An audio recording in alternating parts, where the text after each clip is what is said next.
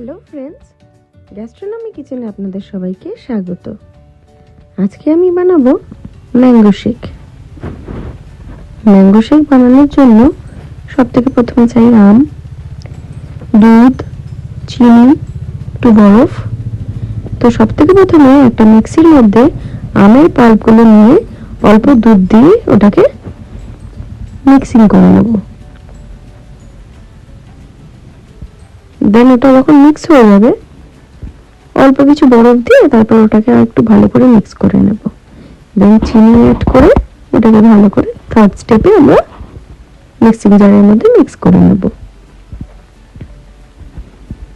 ব্যাস, এবার দেখি,